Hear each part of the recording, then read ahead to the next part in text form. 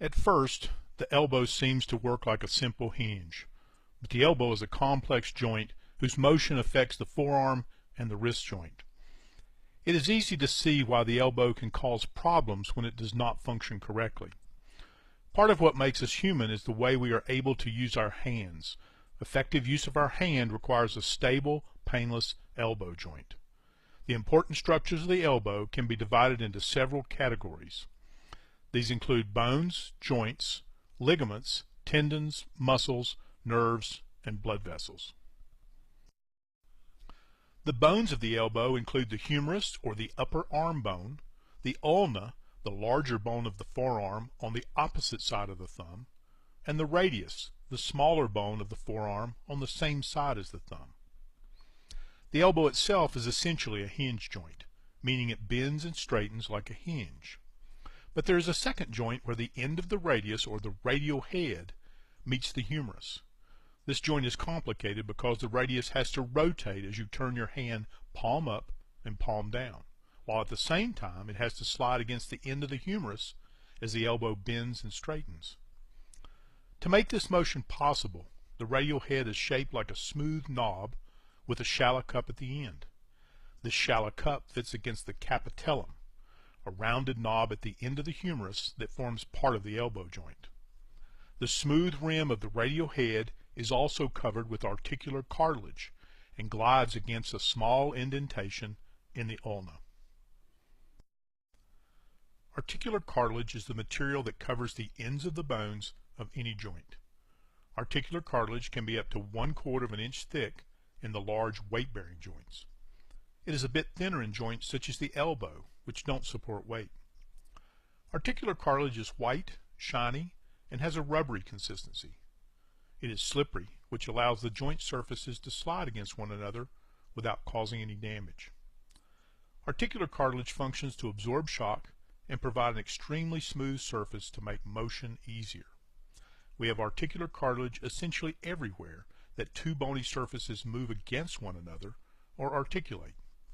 In the elbow, articular cartilage covers the end of the humerus, the end of the radius, and the end of the ulna. There are several important ligaments in the elbow. Ligaments are soft tissue structures that connect bones to bones. The ligaments around a joint are connected with a thin layer of connective tissue and form a structure called the joint capsule. The joint capsule is a watertight sac that surrounds the joint and contains lubricating fluid called synovial fluid. In the elbow, two of the most important ligaments are the medial collateral ligament and the lateral collateral ligament. The medial collateral ligament is on the inside edge of the elbow. The lateral collateral ligament is on the outside edge. Together, these two ligaments connect the humerus to the ulna and keep it tightly in place as it slides through the groove at the end of the humerus. These ligaments are the main source of stability for the elbow. They can be torn when there is an injury or dislocation to the elbow. If they do not heal correctly, the elbow can be too loose or unstable. Another important ligament for elbow function is the annular ligament. This ligament wraps around the radial head and holds it tight against the ulna. The word annular means ring-shaped, and the annular ligament forms a ring around the radial head as it holds it in place. This ligament can be torn when the entire elbow or just the radial head is dislocated. There are several important tendons around the elbow. The biceps tendon attaches the large biceps muscle on the front of the arm to the radius. It allows the elbow to bend with force. You can feel this tendon crossing the front crease of the elbow when you tighten the biceps muscle. The triceps tendon connects the large triceps muscle on the back of the arm with the ulna. It allows the elbow to straighten with force, such as when you perform a push-up. The muscles of the forearm cross the elbow and attach to the humerus. The outside or lateral bump just above the elbow is called the lateral epicondyle. Most of the muscles that straighten the fingers and wrist all come together in one tendon to attach in this area. The inside or medial bump just above the elbow is called the medial epicondyle. Most of the muscles that bend the fingers and wrist all come together in one tendon to attach in this area. These two tendons are important because they are a common location of pain caused by a condition called tendinitis, or perhaps more accurately, tendinosis. All of the nerves that travel down the arm pass across the elbow.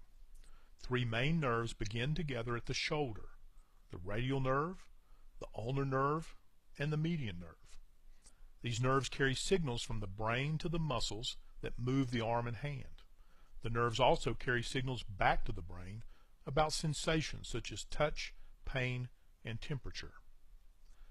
Some of the more common problems around the elbow involve problems with the nerves. Each nerve travels through its own tunnel as it crosses the elbow. Because the elbow must bend a great deal, the nerves must bend as well. Constant bending and straightening can lead to irritation or pressure on the nerves within their tunnels and cause problems such as pain, numbness, and weakness in the arm and hand. These conditions are sometimes called nerve entrapment or nerve compression syndromes.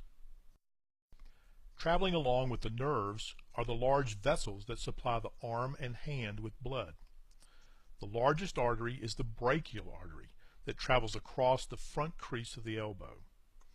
If you place your hand in the bend of your elbow, you may be able to feel the pulsing of this large artery. The brachial artery splits into two branches just below the elbow: the ulnar artery and the radial artery.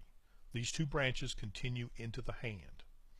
Damage to the brachial artery can be very serious because it is the major blood supply to the forearm and hand. As you can see, the elbow is more than simply a hinge. It is designed to provide maximum stability as we position our forearm to use our hand. When you realize all the different ways we use our hands every day and all the positions in which we place our hands, it is easy to understand how hard daily life can be when the elbow doesn't work well.